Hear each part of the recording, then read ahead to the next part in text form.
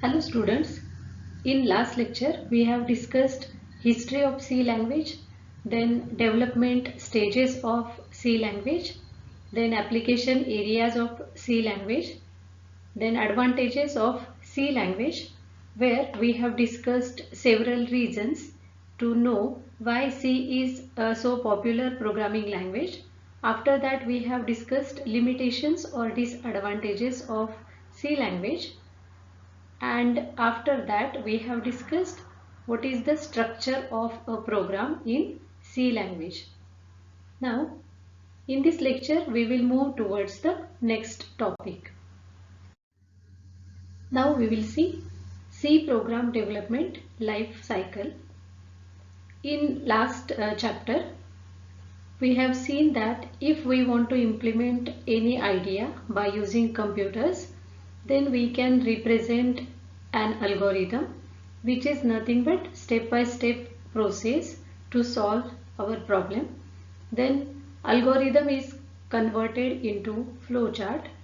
From flowchart we can construct pseudocode, and now after converting prepared pseudocode into a program, now there is a time to enter the program and execute it. Here we are having one diagram which is showing the sequence of steps in creation and the execution of C program. There are different number of steps. We will discuss them one by one. Now see, this is the first step. We can call it as creating the source code.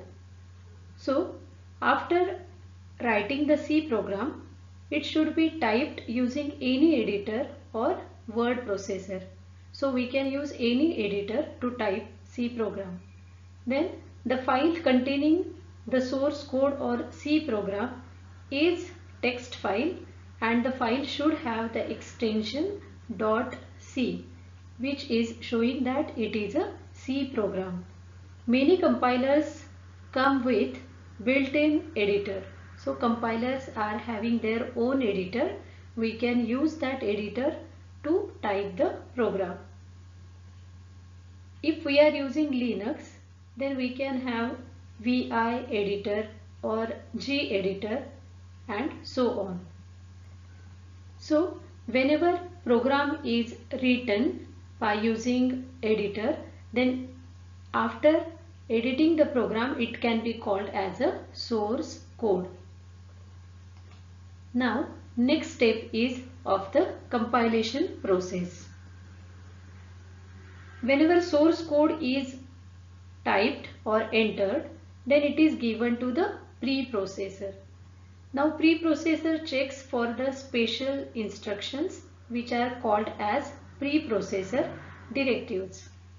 After that, preprocessed code is given to the compiler. Compiler checks the code and it will see if there is any syntax errors. If syntax error is there, then the errors are displayed for the user. So user can locate that errors, recover them and again compile the program. And if there is no any error in the program, then compiler converts that source code or C program into machine language or binary code, or it is also called as object code. Now after compilation process we will get object code of our program or source code. Now the next step is of the linker, or it is called as linking step. Here the object code of the program is linked with the object code of the pre-compiled routines from libraries, that are standard and user defined libraries. If it is necessary to call in the program, that libraries are linked with the help of linker. Then the linker creates .exe file or executable code. So from C program we will get an executable code which can be run. Once we get .exe file or executable code, then we can run the program. If we are getting desired result or required output, then there is no any need to make the changes. But if the results are not up to the point, then we can make the changes in our source code. When the source code is changed, then remember that it has to be recompiled again and linked again to create the correct executable code. So remember the thing that whenever you are making any changes in your C program, always you have to compile it. So these are the steps by using which we can write or type a C program, and step by step we can execute the program. We have already discussed that C language is working on functions. So function is a basic building block of every C program. Now what is a function? Function is a module or sub-program, and it is constructed to perform some specific task or some specific activity. That function may accept some information which we provide in terms of arguments or parameters. Function work on that information and it may return a single output to the calling function. Every program in C has one function which is called as the main function.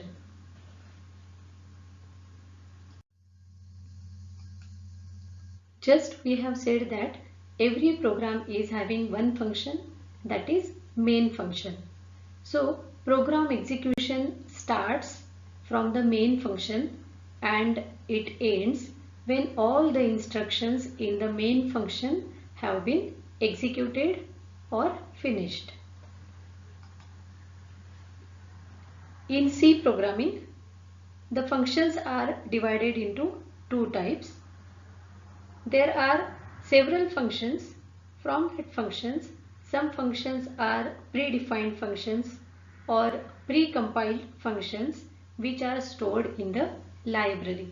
These precompiled, predefined functions are coming with the compiler, and as they are stored in the libraries, they are called as library functions. These functions can be used directly in our programs. But before using these functions, we have to include or add that particular library or header file in our program. For example, printf and scanf. These are the frequently used functions in every C program. But before using these functions, we have to include standard input output file in our program, that is stdio.h. This file should be included. Then we can use the functions printf and scanf directly. Second type is a user defined function. Now these functions are defined by the programmer or user, and they can add any activity in that program. Therefore, these functions are called as user defined functions. Now let us see the first C program, that is a simple hello world program. This first line is called as a comment line.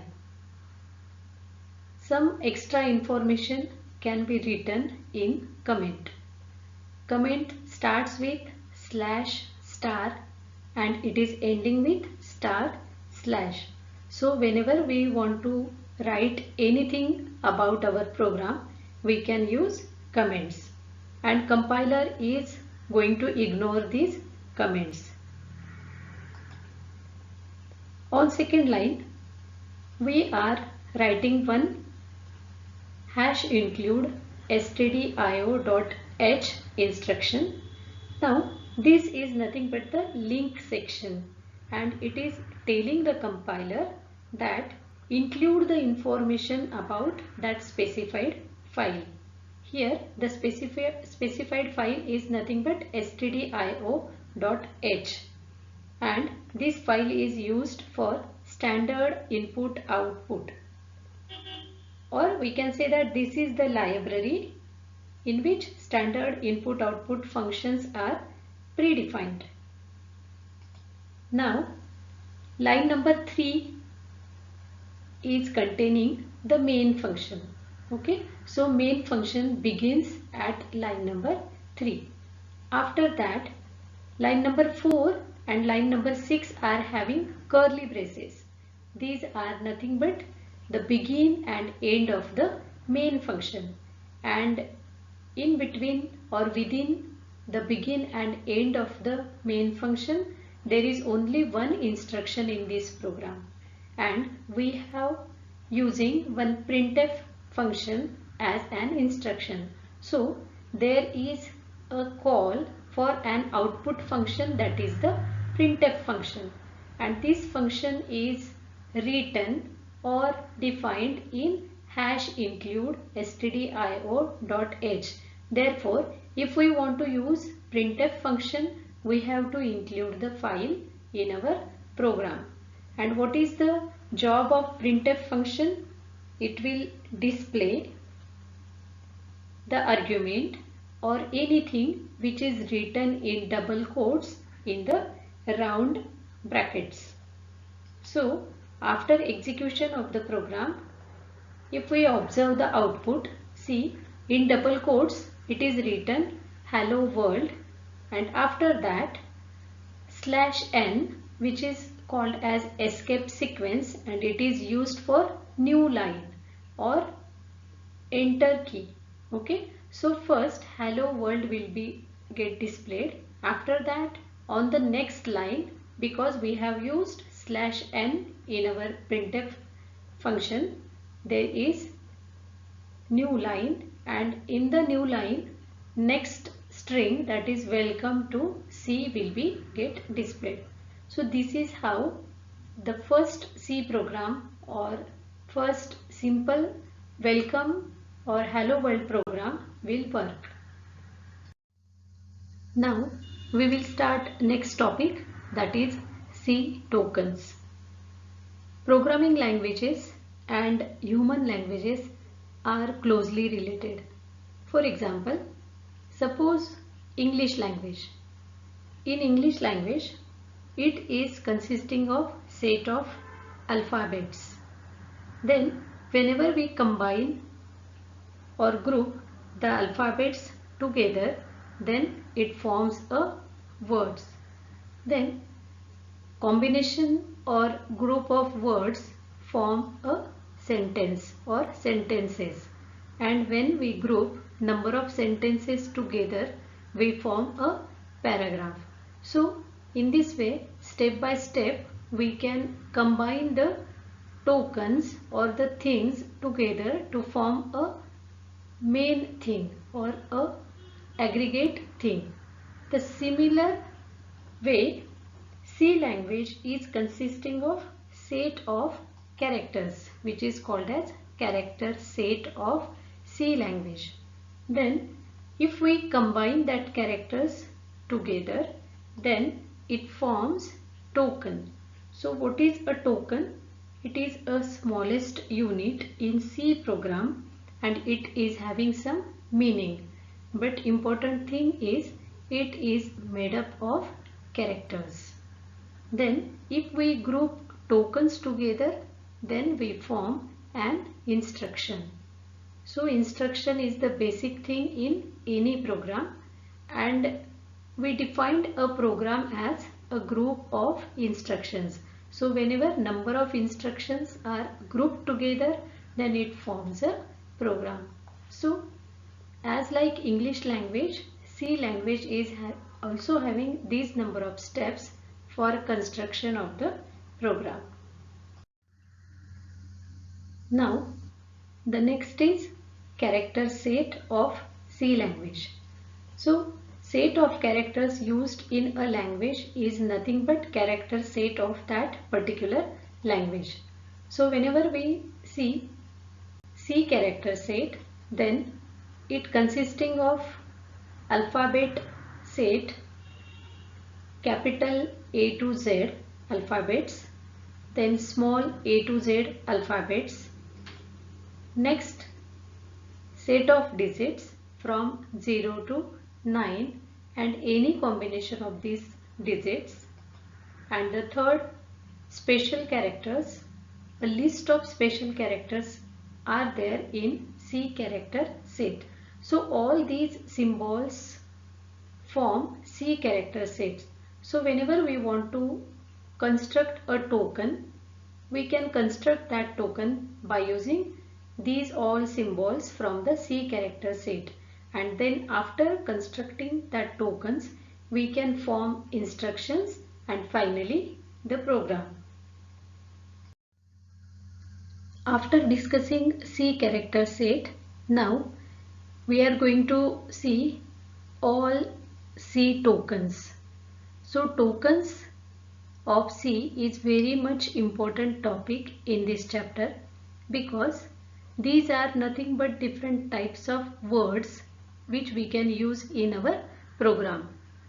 And for that you should know the syntax of every token, then where to use that type of token and how to use that type of token.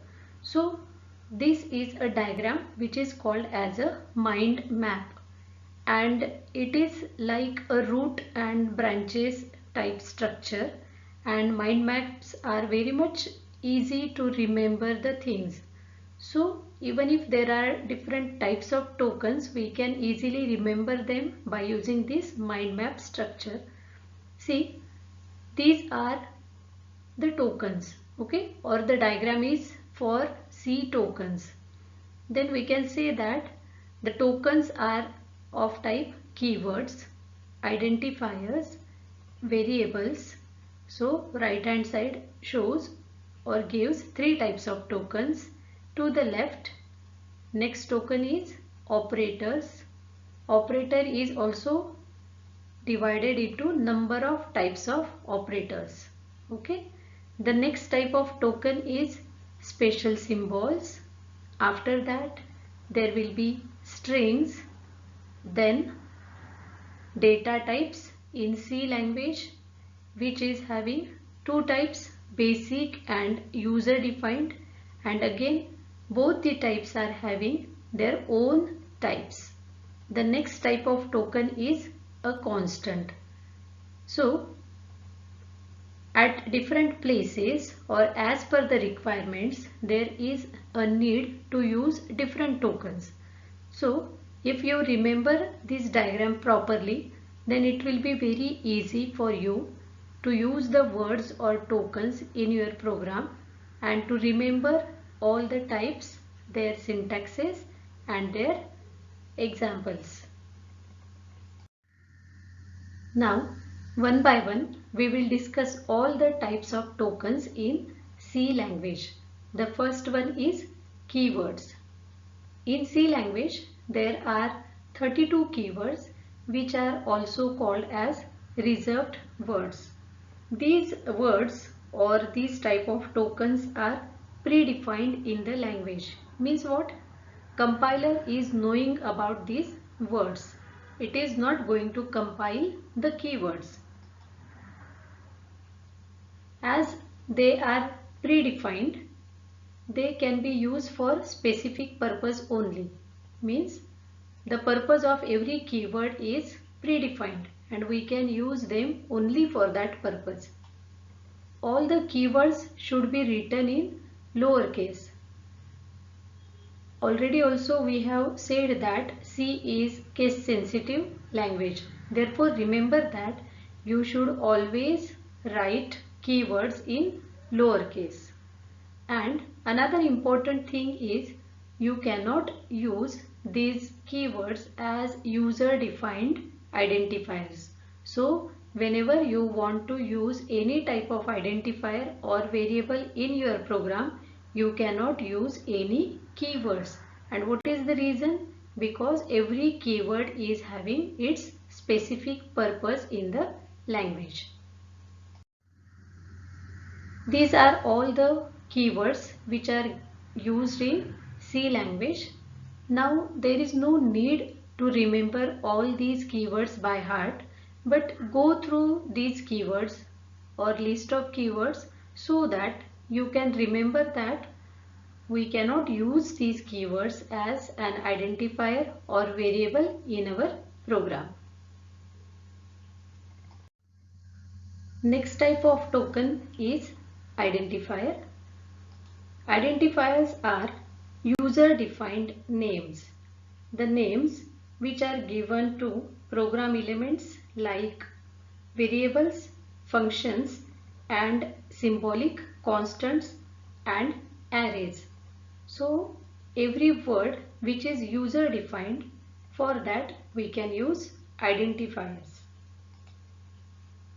To construct an identifier, we can use sequence of characters from capital letters A to Z, small letters A to Z, then digits from 0 to 9, and a special symbol underscore can be used in an identifier, because remember that underscore is treated as a letter in C.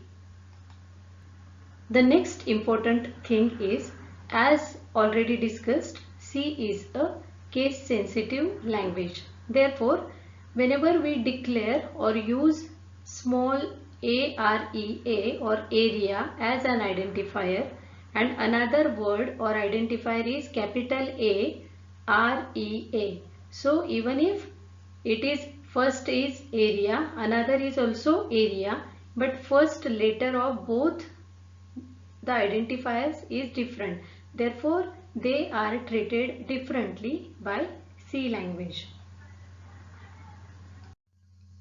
Now we will see what are the rules to define or to construct an identifier.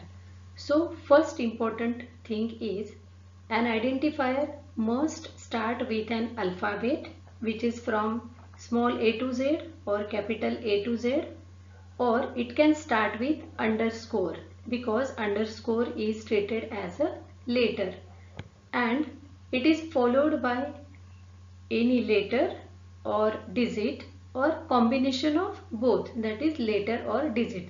So the thing you should remember is, every identifier should start with an alphabet or an underscore.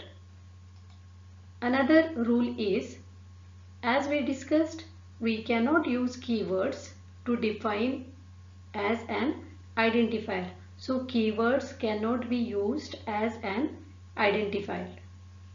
Next rule is, no special symbols are allowed except underscore. So avoid special symbols in an identifier, but we can use underscore which is treated as a letter.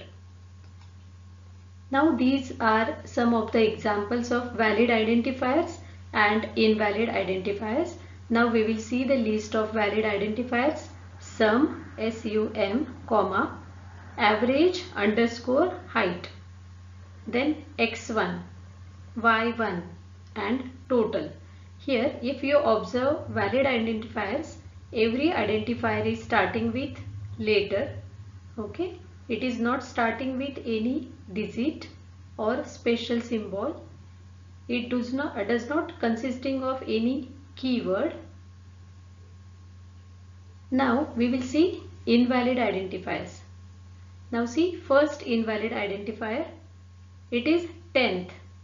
So it is invalid because it is starting with digit. Therefore it is invalid identifier. Second is S dot I dot. So special characters are not allowed. So it is also invalid. Next is total amount. There is a space in between total and amount which is invalid. It is not allowed. And in last identifier std hash is used. Okay, sorry, not hash, hyphen is used, which is also not allowed. Only identifier is allowed. So std dash no, this is also an invalid identifier. This is all about today's lecture. Thank you so much.